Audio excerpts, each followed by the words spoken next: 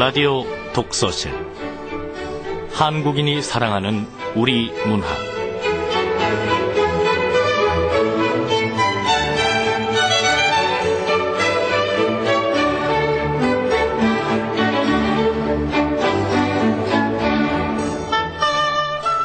안녕하세요. 아나운서 김경란입니다. 새, 천상병. 외롭게 살다 외롭게 죽을 내 영혼의 빈터에 새나리와 새가 울고 꽃이 필 때는 내가 죽는 날, 그 다음 날. 산다는 것과 아름다운 것과 사랑한다는 것과의 노래가 한창인 때에 나는 도랑과 나뭇가지에 앉은 한 마리 새. 정감에 가득 찬 계절, 슬픔과 기쁨의 주일, 알고 모르고 잊고 하는 사이에 새여 너는 낡은 목청을 뽑아라. 살아서 좋은 일도 있었다고 나쁜 일도 있었다고 그렇게 우는 한 마리 새. 고 천상병 시인의 새입니다. 제가 왜 이 시를 소개하는지 아는 분들은 아실 거예요. 지난 8월 26일 천상병 시인의 부인 목순옥 여사가 하늘나라로 가셨습니다.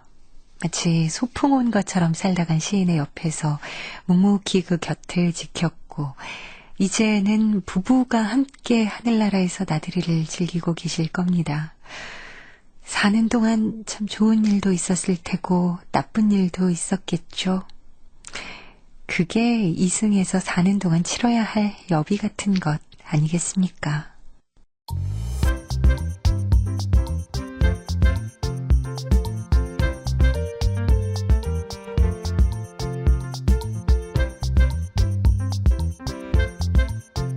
소리로 만나는 책 라디오 독서실. 한국인이 사랑하는 우리 문학을 김경란 아나운서와 함께 만나봅니다.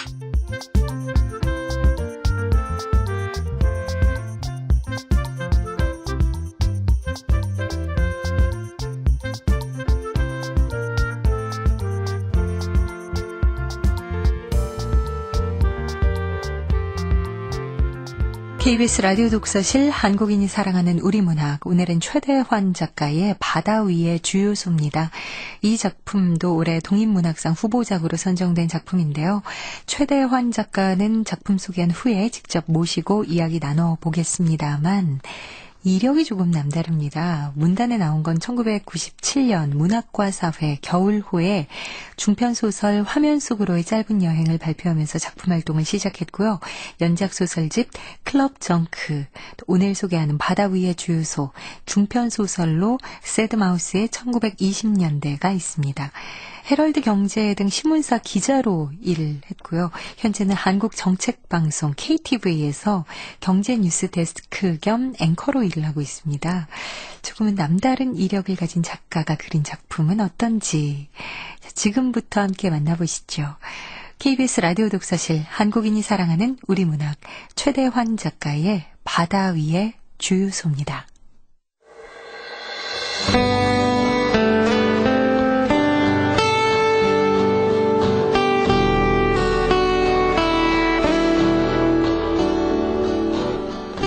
바다 위의 주유소 최대환.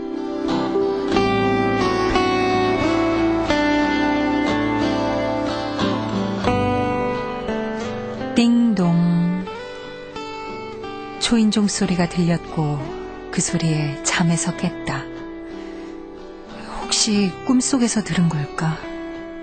침대에 누운 채로 잠시 더 기다려본다. 창을 통해 달빛이 새어든다.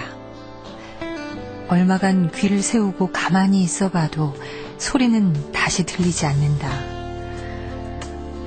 정말 꿈속에서 들은 걸까? 아니면 지금 이 상황도 꿈은 아닐까? 궁금해진 나는 실내를 가로질러 문으로 다가간다. 만약 문 밖에 누군가 서 있다면 모두가 잠든 이 시간에 도대체 누굴까? 혹시 돌아온 걸까? 이제야 집으로 돌아온 걸까? 천천히 문을 열고 고개를 내민다. 어두운 문 밖엔 아무도 없다.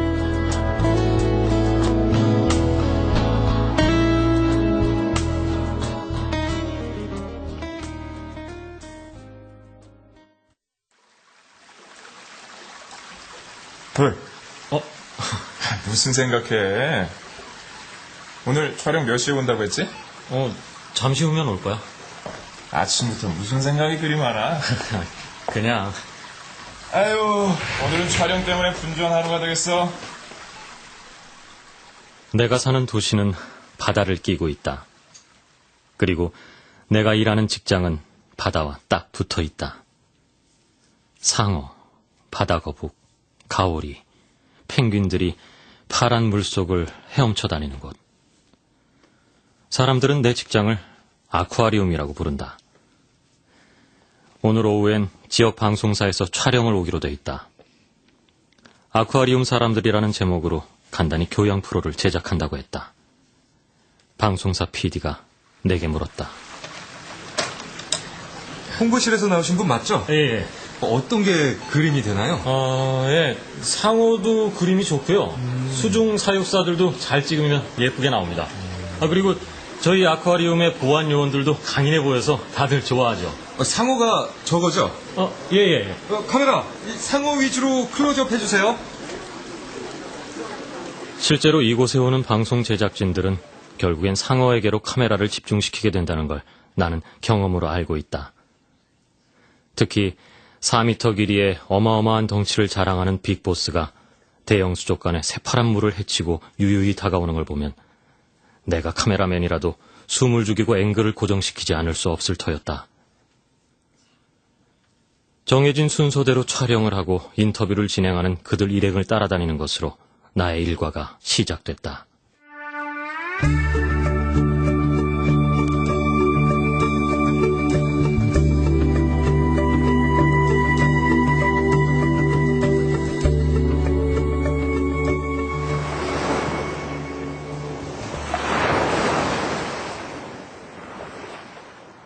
오늘은 바다의 표정이 어둡다.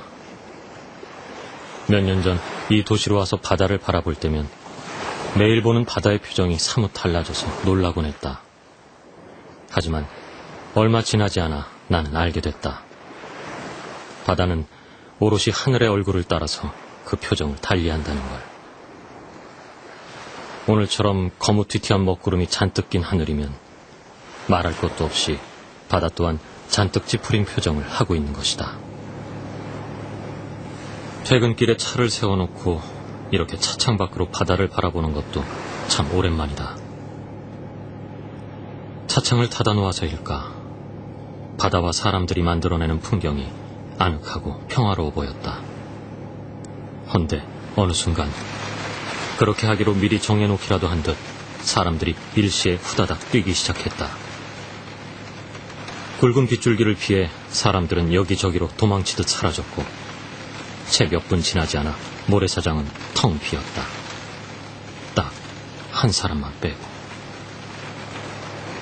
투명한 우산을 쓴 채 아무도 없는 모래사장 세찬 빗줄기 속에 혼자 앉아있다. 빗물이 번지는 차창을 통해 보고 있으니 마치 거친 붓터 채워버린 유화를 보는 것 같군. 그런데 저 여자는 무슨 생각을 하고 있는 거야? 떠나간 누군가? 어쩌면 떠나온 누군가를 생각하고 있는지도. 그도저도 아니면 비 오는 날 바다를 보는 게 오랜 취미일지도 모르지. 내가 지금 무슨 생각을 하는 거야? 퇴근길에 차를 세워놓고 할 일 없이 남의 생각이나 추측하고 앉아있는 나 자신이 조금 한심스럽다는 의식이 들 때쯤 저 멀리 그녀가 천천히 몸을 일으켰다. 빨간색 상의에 짙푸른 색깔의 바지. 그녀는 주유소 유니폼을 입고 있었다. 혼자서 그곳을 지키던 그녀마저 가버리자 바야흐로 비오는 모래사장은 완전히 텅 텅 비어 있었다. 와, 정말 덥군요. 당신은 지금 어디에 계신가요? 혹 어두운 바닷가에 홀로 앉아서 떠나간 어떤 사람을 하염없이 그리워하고 있진 않으세요? 그렇다면 잘 한번 생각해 보세요. 어쩌면 떠나간 건 그 사람이 아니라 당신일 수도 있거든요. 사람 사이에 만나고 헤어지는 데는 아무리 생각해도 순전히 일방적인 사건이란 없지 않을까요?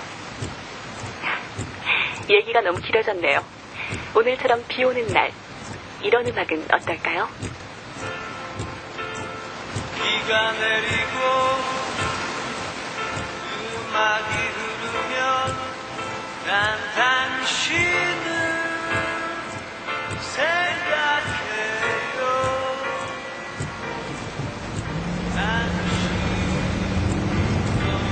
음악이 시작되자 볼륨을 약간 높이며 차를 움직였다. 라디오 DJ의 말 때문이었을까? 오랫동안 멈춰서 있다 천천히 차를 움직이는 내 모습이 모래사장에 한참을 앉아있다가 모래를 털며 일어서는 것처럼 느껴졌다. 난 당신을 생각해요.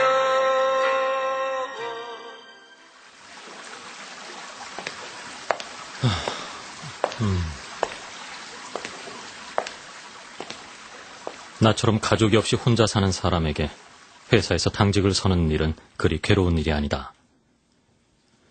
물론 두어 차례의 정해진 순찰 시간이 있긴 하지만 그마저도 익숙한 동선을 따라 한 바퀴 돌면서 예를 들어 상어 수족관 위의 조명이 햇빛에서 달빛으로 자동 전환됐는지 정도만 점검하면 되는 지극히 단순한 일들인 것이다.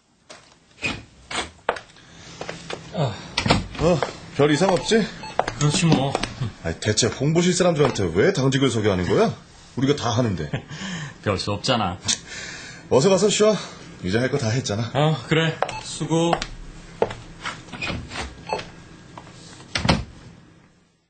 새벽 4시. 그렇게 2번의 순찰까지 마치고 나서 집에 가기 위해 차를 몰고 밖으로 나왔다. 핸들을 잡고 있는 내 눈에 문득 계기판에 주유 램프가 켜져 있는 것이 보였다.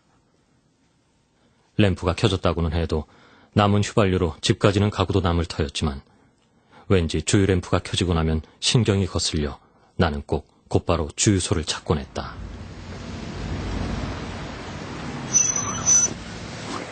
어서 오세요. 주유소로 들어서는 내 차를 보고 달려온 여자. 새벽녘까지 일한 사람 치고는 꽤 낭낭한 목소리였다. 얼마나 넣어드릴까요? 가득 채워주세요. 네. 이 여자 어디서 봤지? 맞아. 빗속 바닷가. 혹시 절 아세요? 카드를 건네주며 내가 그녀의 얼굴을 너무 빤히 바라보고 있었나 보다.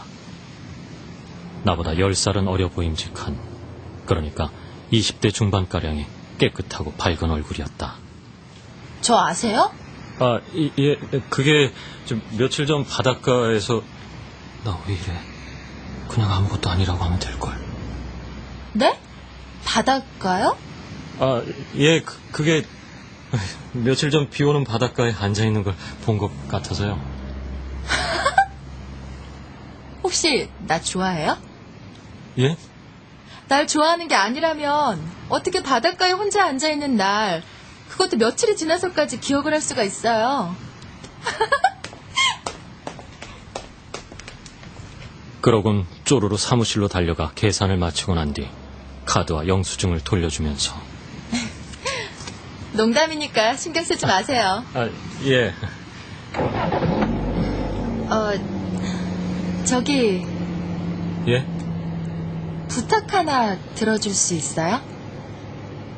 예? 오늘 일 끝났는데 어디 음반 많은 바 한 군데에 좀 내려주실래요?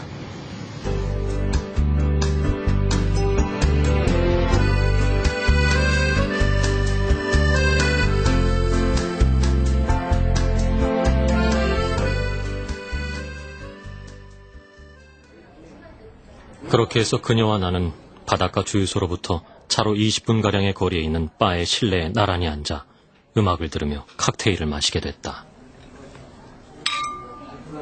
건배. 시원하다. 마침 당직을 서고 난 뒤라 그렇지 않아도 한잔 하고 싶었거든요. 에이, 역시 날 좋아하는 게 맞네. 나온다. 그녀가 바텐더에게 부탁한 마마스 앤 파파스의 댄싱 인 더 스트리트가 흘러나왔고, 그러자 그녀는 칵테일 한 모금을 입에 머금은 채로 한동안 눈을 감고 음악을 들었다. 세상을 향해 소리쳐봐. 새로운 비트에 맞출 준비가 됐냐고. 여름이 왔으니 때가 된 거야. 거리에서 춤을. 네가 뭘 입고 있든 무슨 상관이야. 그냥 이곳에 있기만 하면 된 거야. 한번 해봐. 사내 녀석 모두 여자애 하나씩 붙잡고 온 세상 여기저기서 춤을 출 거야. 거리에서 춤을. 자, 건배. 이 노래 무척이나 오래된 노래인데 알고 계시네요? 어떤 남자가 오래전부터 좋아하는 노래라 나도 듣게 됐죠.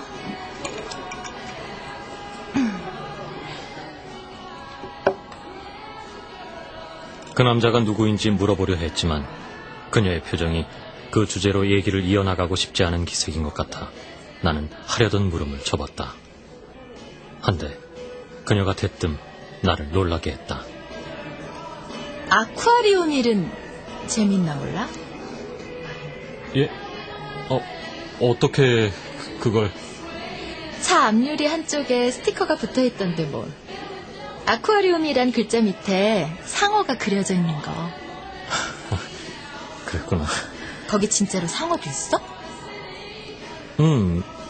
가장 큰 놈은 4m가 넘어. 어떤 기분일까?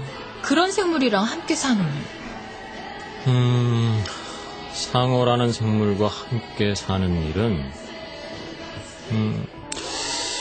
상어는 먹이를 충분히 주지 않을 경우 수족관 안에 다른 어류들을 잡아먹기도 해. 진짜?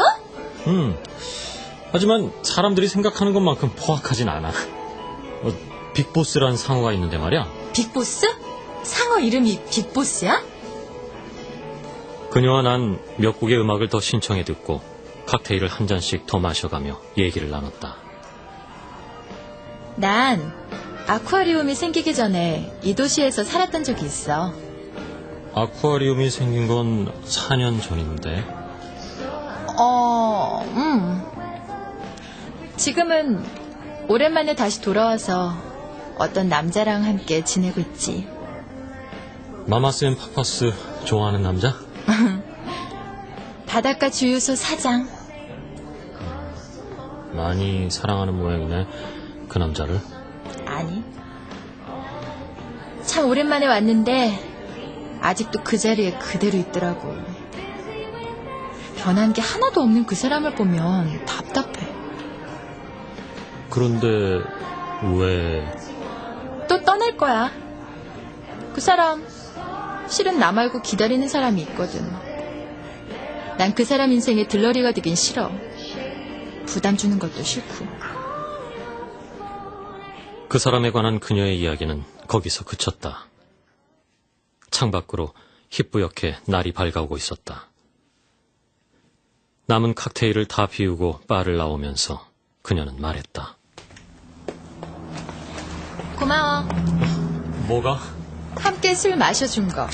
내 얘기 들어준 거. 다음에 또 한잔하게 되면 그때는 내가 얘기 들어줄게. 어디까지 갈 거야? 태워줄게. 아니야. 이젠 버스가 다녀서 괜찮아. 안녕. 날은 밝아오고 있었지만 구름 낀 하늘은 쉬이 환해지지 않고 있었다. 어쩌면 그녀는 오늘 또 비오는 바다를 바라볼지도 모르겠다고 생각하며 나는 당직 다음 날의 나른한 하루를 찾아 집으로 향했다.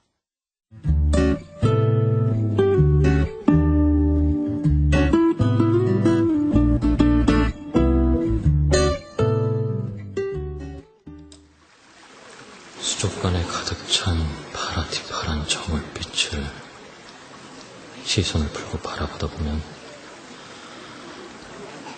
도대체 시간이 얼마나 흘렀는지 느낌이 없어지지. 나중엔 눈을 떼려 해도 뗄 수 없는 묘한 상태가 돼버려.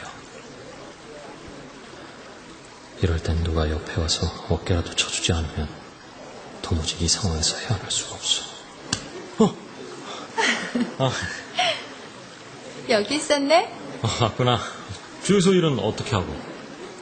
우와, 저놈이구나, 빅보스. 맞아. 멋지지? 나 상어를 이렇게 가까이서 본 건 처음이야. 와, 처음 딱 1초는 무서웠는데 아름다워. 좀 이상하다. 뭐가? 저 상어 만난 지 10분이 지났을 뿐인데 그런데 무작정 따라가고 싶어지니까 말이야. 하지만 그럴 일은 없지. 나 수영 못하거든. 그렇게 말하며 그녀가 까르르 웃음을 터뜨렸고 그 모습을 본 나도 따라 웃음이 나왔다. 문을 닫기 위해 부산스럽게 정리를 하는 동안 그녀와 함께 이곳저곳을 돌아다니며 이곳에 사는 물고기들에 관해 설명해줬다. 잠시 후 배가 고파진 그녀와 나는 무엇을 먹을까 고민하다 내 아파트에서 피자를 주문해 맥주와 함께 먹기로 하고 함께 지상으로 올라와 차를 탔다.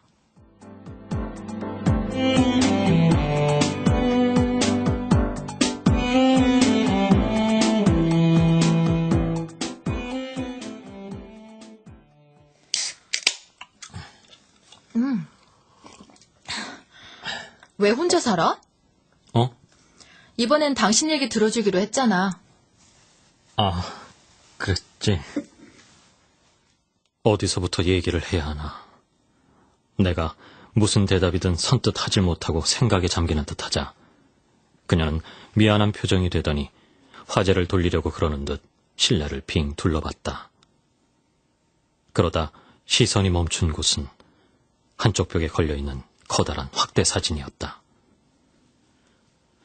파란 상어 수족관 속을 손을 흔들며 지나가는 다이버의 모습이었다. 누가 아쿠아리움 사람 아니랄까봐. 근데 누구야, 이 사람? 아내야. 지금은 없어.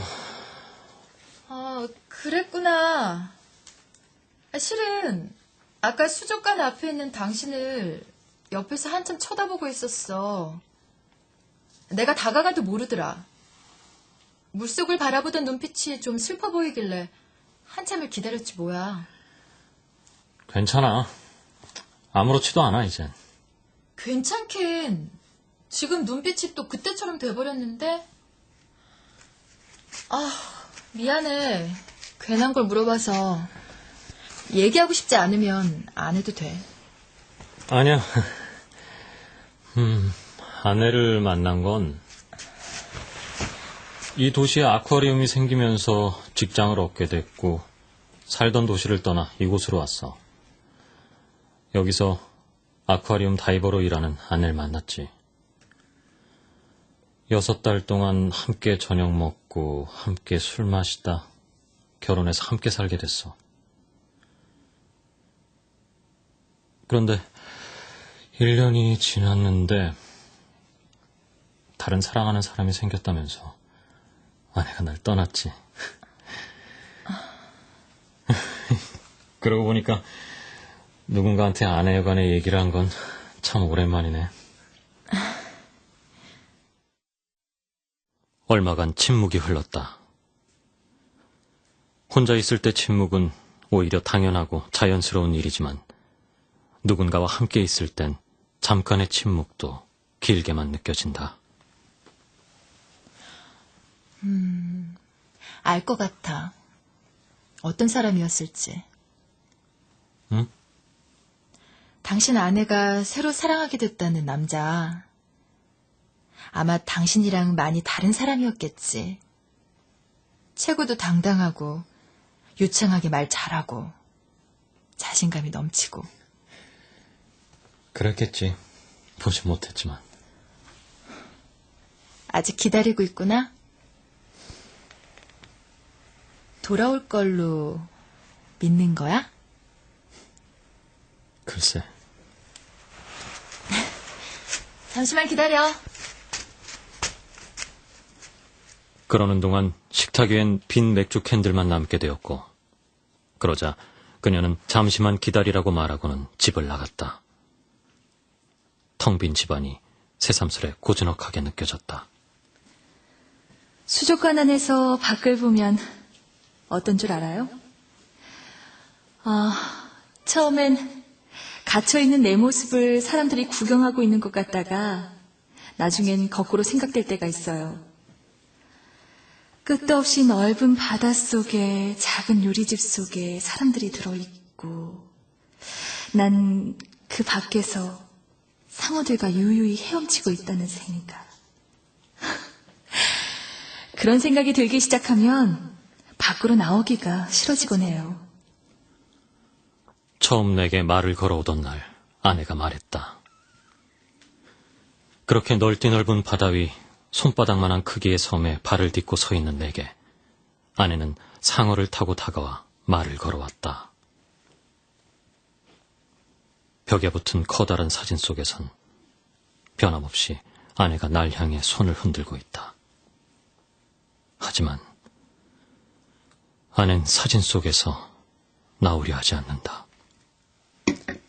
자, 한 잔 더 해야지. 그래, 마시자.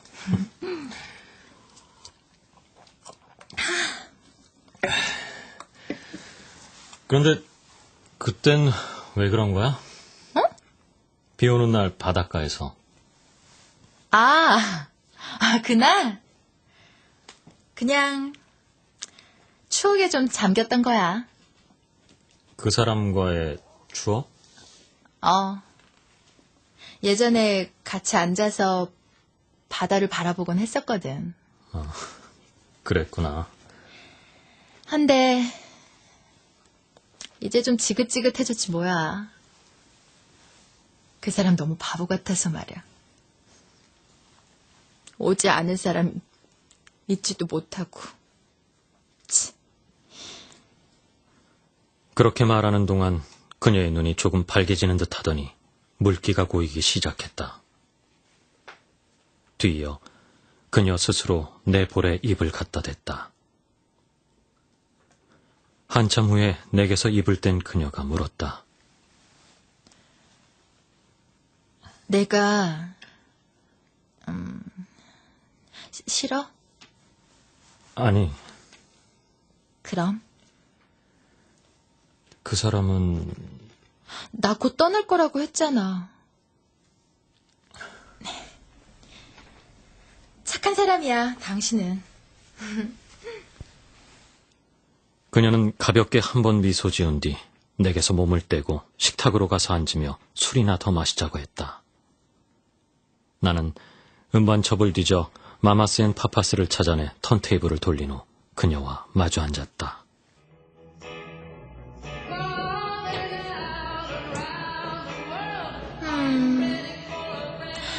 아내가 떠난 계절 여름 아니었어?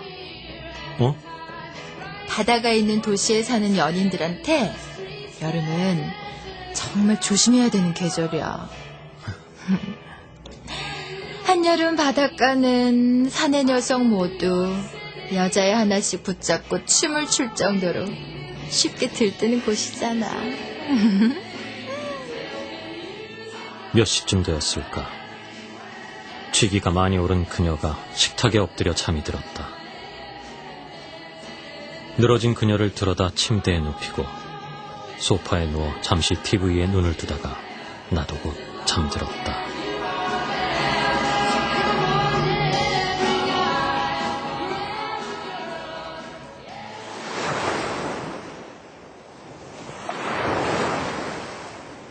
한여름의 바닷가라는 곳은 새벽이 될 때까지 사람들이 좀처럼 줄어들지 않다가 훤하게 날이 밝아올 때에야 조용해지곤 한다. 신기한 느낌이네. 저 위로는 하늘이 보이고 저 아래로는 파도가 넘나들고 망망대해에 배를 타고 누워있는 것 같아. 만약 넓디 넓은 바다 위에 당신과 내가 작은 집을 만들어 띄워놓고 산다면 어떨까? 그런데 내가 물고기를 잡으러 바닷속으로 잠수하고 나면 당신 혼자 너무 심심하겠네. 혼자서 기다려야 되니 말이야. 하지만 사람이 우리 둘밖에 없으니 바람날 일도 없고 좋잖아? 아내를 만나고 나서 첫 바닷가 파티가 있던 날. 바닷가 방파제에 둘이 누워 입을 맞추고 난 뒤 아내는 그렇게 말했다. 아내는 그렇게 물속에 혼자 붙박혀 이리저리 흔들리고만 있는 해초를 나풀나풀 간지리는 나비 물고기처럼 내게 다가왔다. 하지만 나비 물고기가 얼마간 해초 곁에 머물다 또 어디론가 나풀나풀 날아가고 나면 해초는 다시 그 자리에서 혼자 이리저리 흔들릴 수밖에 없는 것이다.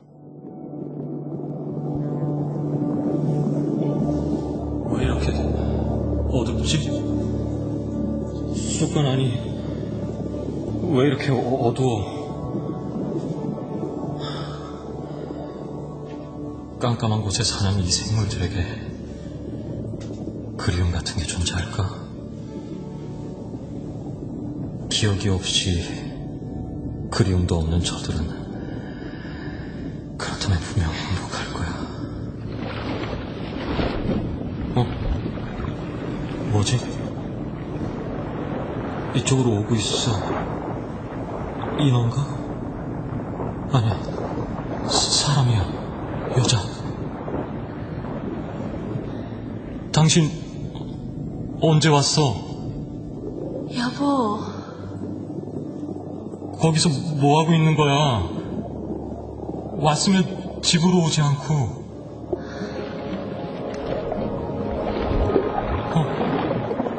빅보스다. 순간 아내 뒤쪽으로 커다란 그림자가 다가온다. 빅보스다. 아내의 눈이 날 똑바로 응시한다. 슬프다. 아닌가. 어쩌면 날 측은하게 여기는 것 같기도 하다. 물속에 있어서 울고 있는지 어쩐지는 알 길이 없다. 이윽고 아내가 천천히 내게서 몸을 돌려 멀어진다. 검고 푸른 물속 저 멀리로 상어의 지느러미를 붙잡고 그렇게 사라져간다. 주위를 둘러보니 온통 끝도 없이 어두운 물이다. 여기가 어딘가? 대체 내가 지금 어디에 서 있는 건가?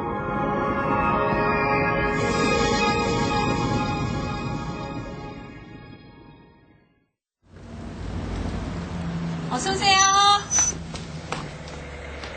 퇴근길에 바닷가 주유소를 들렀을 때 반갑게 인사하는 건 그녀가 아닌 다른 사람이었다. 주유를 하는 동안 주유소를 둘러봤지만 그녀의 모습은 보이지 않았다. 다른 직원에게 그녀에 관해 물어보려다 혹시나 싶어 차를 돌려 바닷가로 향했다. 투둑투둑 빗방울이 차창을 때리기 시작했다. 그러다 바닷가 모래사장에 도착했을 즈음 쏴하는 소리를 내며 빗줄기가 거세졌다.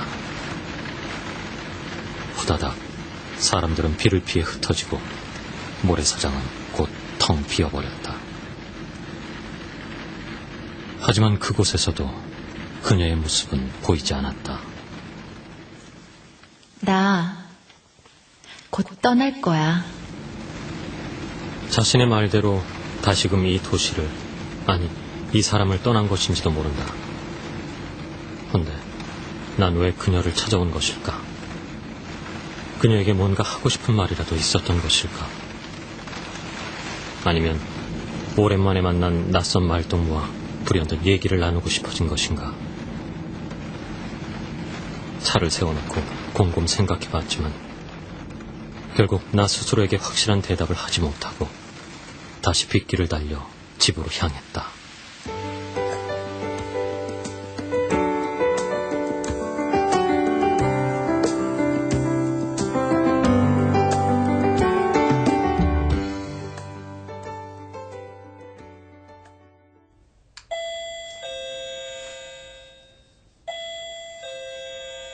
띵동 초인종 소리가 들렸고 그 소리에 잠에서 깼다. 혹시 꿈속에서 들은 걸까? 침대에 누운 채로 잠시 더 기다려본다. 얼마간 귀를 기울이고 가만히 있어봐도 소리는 다시 들리지 않는다. 정말 꿈속에서 들은 걸까? 실내를 가로질러 문으로 다가간다. 문 밖에서 빗소리가 들려온다. 칠흑같이 어두운 비 오는 밤에 누굴까? 천천히 문을 열고 고개를 내민다. 어두운 문 밖엔 커다란 트렁크를 든 주유소의 그녀가 서 있었다. 놀랐어? 아니, 실은 조금. 우산을 썼지만 비가 거센 터라 그녀는 군데군데 물을 뚝뚝 흘리고 있었다. 소파에 앉히고 잘 마른 수건을 건네주자 그녀는 혹시 냉장고에 캔맥주 같은 것이 있느냐고 물었다. 비에 젖은 그녀와 자다 일어난 나는 소파에 나란히 앉아 맥주를 마시게 됐다.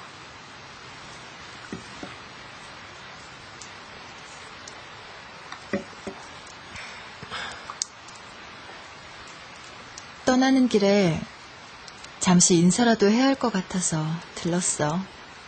잘 왔어. 실망한 거 아니야? 나라서. 그렇지 않아. 누군가를 기다리는 건 정말 힘든 일인데. 조금씩 익숙해져 가고 있어. 그렇다면 다행이고. 실은 오늘 주유소로 찾아갔었어. 바닷가에도. 그랬구나. 그녀의 표정은 어떻게 보면 조금 슬픈 듯도 보였지만 그저 담담하다고 표현해도 별 상관은 없는 쪽이었다. 그럼 그 사람을 다시 떠나는 거야? 그렇긴 하지만 어차피 그 사람 기다리는 사람이 따로 있으니까 크게 걱정할 건 없어.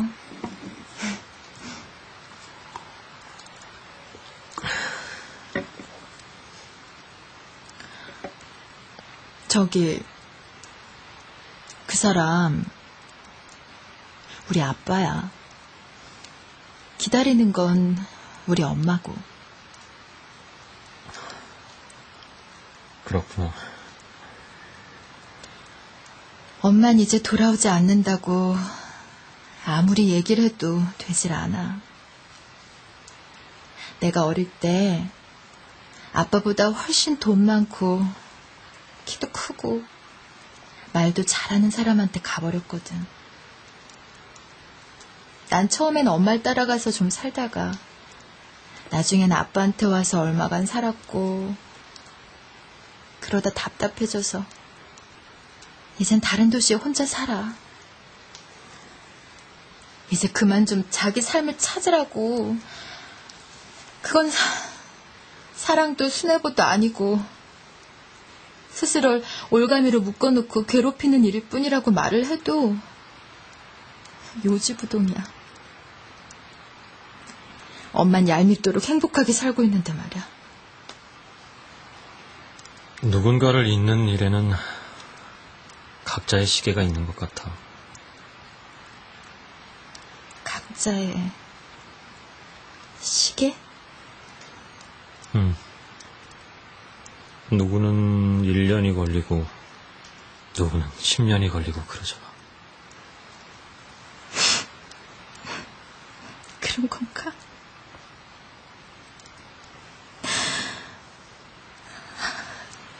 정말 못 말릴 정도로 불쌍한 사람이야.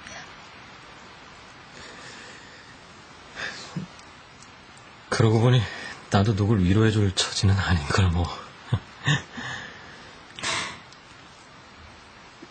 당신을 보면서 아빠랑 비슷하다는 생각을 했어. 그런가? 두 사람 꼭 바다 위에 주유소를 지어놓고 살고 있는 사람들 같아. 바다 위에 주유소? 망망대해에 주유소를 지어놓고도 어느 날 배를 타고 떠난 사람이 다시 돌아오길 기다리는 거 말이야. 아주 가끔 다른 배를 탄 사람이 와서 잠시 주유를 하기도 하지만 외로움에 치를 떨면서도 기다리던 사람 때문에 잡지 못하고 언제나 그냥 떠나보내는. 미안해. 미안하긴. 딱 들어맞는데.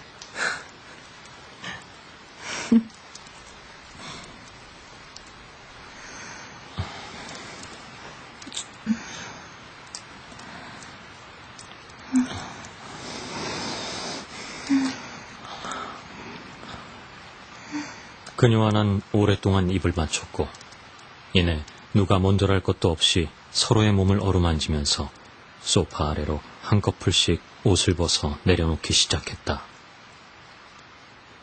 그렇게 둘의 움직임으로 푹신한 소파에 땀방울이 베어들기 시작할 무렵 그녀가 내 귀에 대고 속삭였다. 근데 아까 왜 날 찾았던 거야?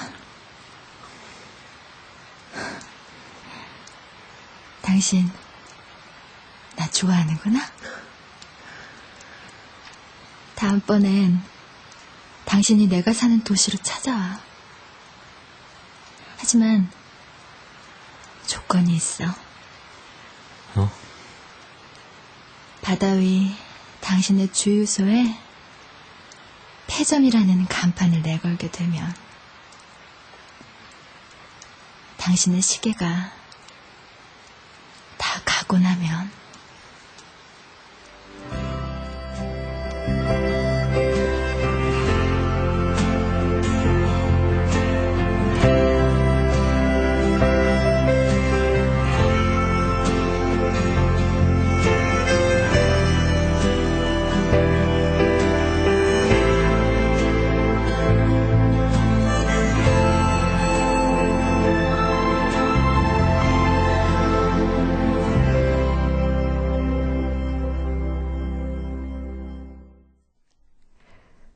바다 위 당신의 주유소에 폐점이라는 간판을 내걸게 되면 당신의 시계가 다 가고 나면 그녀가 남긴 마지막 말입니다. 바다 위의 주유소 함께 하셨고요. 최대한 작가 제 옆에 모셨습니다. 어서 오세요. 예, 안녕하세요. 예, 반갑습니다. 작품 얘기부터 한번 나눠볼게요. 네. 제목이 이제 바다 위의 주유소입니다. 작품 안에 그 이유가 있어요. 네. 네. 그 제목에 갖고 있는 의미부터 좀 이야기를 듣고 싶어요. 네, 그 사람이 사람을 만나는 일을 어떻게 한번 표현을 해볼 수 있을까 이런 생각을 했었는데요. 이 두 사람이 만약에 절반씩의 가능성으로 우연히 만났다 이렇게 옆에서 볼 때는 그렇더라도 네. 꼭 사람들은 자기가 누군가를 찾은 게 아니라 외로운 나에게 상대방이 찾아온 거다 이렇게 생각하는 경향들이 있는 것 같아요. 네. 그래서 마치 자신은 그 망망대해에 둥둥 떠있는 그 주유소의 주인인데 누군가가 아주 오랜만에 배를 타고 찾아와서 잠시 주유를 하고 떠나거나 아니면 혹은 머물거나 뭐 그런 관계인데요. 그래서 물론 나를 찾아온 그 사람이 아주 오래 함께 머물게 된다면 이제 그 주유소에 폐점 간판을 내걸고 주유소가 아닌 집이 되는 네. 뭐 그런 순간도 있겠죠. 그런 느낌에서 바다 위의 주유소라는 이름을 지어봤습니다. 굉장히 동감이 많이 되는 그런 설명입니다. 그러세요. 그리고 바다 위의 주유소. 이 작품이 실려있는 소설집이 올해 동인문학상의 후보작으로 올라 있습니다. 네. 네, 후보작이죠. 예, 네. 예, 좋은 결과 기대를 해보겠습니다. 저희도 다 함께요. 고맙습니다. 그 개인적인 질문을 좀 드려볼까 하는데 저희와 같은 방송 일을 하고 계세요. 아, 예. 제가 한 10년 정도 그 신문사에서 기자로 일을 하다가요. 네. 지금은 방송 뉴스를 만드는 일을 하고 있습니다. 근데 그 신문은 이제 글이 위주고 또 방송은 말이 위주고. 네. 그래서 뭐 사실 방식에 큰 변화가 있는 건데 두 가지가 다 이제 사실과 생각을 전하는 데 있어서 뭐 나름의 장단점도 있고 개인적으로는 나름의 독특한 재미도 있고 그렇더라고요. 그래서 우리 이 김경란 아나운서도 잘 아시겠지만 이 방송은 그 특히 생방송 뉴스를 뭐 진행하거나 할 때 좀 우스운 표현일지 모르지만 그 불안의 한가운데 노출된 사람만 느낄 수 있는 그런 그 외로움과 더불어서 짜릿함 또 이런 게 있더라고요. 정확하십니다. 예. 네. 그래서 뭐 재미로 일하는 사람이 뭐 있겠습니까마는 어쨌든 가급적이면 그 재미를 느끼면서 일을 하려고 그렇게 애쓰고 있습니다. 아, 그러시군요. 그렇다면 현재는 어떤 작품을 쓰고 계시거나 구상을 하고 계시거나 하시는지요? 네, 그래서 그 질문을 참 받으면 어떻게 답을 드려야 하나 하고 네. 걱정을 많이 했는데 지금까지 이제 그 중단편 모은 소설집을 2권을 묶어냈어요. 근데 좀 이제 호흡을 길게 해서 장편을 써보고 싶다 그런 생각이 있어서 준비를 하고 있고요. 네. 근데 아직 이 생각이 제가 다 여물지가 않았기 때문에 어떤 내용이다 이렇게 말씀드리기는 좀 힘들 것 같고. 근데 제 첫 소설집이 나온 뒤에 이번 책이 나온 게 딱 10년 만이더라고요. 그래서 저 혼자서 이제 나름 정해본 목표는 다음 책은 그 10년이 걸리기 전에 내는 거다. 이런 생각을 갖고 있습니다. 예. 이 프로그램도 장수를 해서 그때도 꼭 불러주시기 바랍니다. 네. 예, 부디 그럴 수 있기를 저 또한 바라겠습니다. 네. 그때 이렇게 저와 최대한 작가님과 이렇게 또 같이 만날 수 있으면 참 좋겠네요. 예, 저도 기다리고 있겠습니다. 네, 다음 작품 10년 안에 완성되길 기대해 보겠고요. 오늘 바쁜 시간 내주셔서 정말 감사합니다. 네, 고맙습니다. 지금까지 바다 위의 주유소 최대한 작가와 함께했습니다. KBS 라디오 독서실 지금까지 최대한 작가의 바다 위의 주유소 편이었습니다. 음악 강진호, 효과 안익수, 윤미원, 김기평, 기술 이흥규, 극본 서현희, 제작 박기환, 진행의 김경란이었습니다.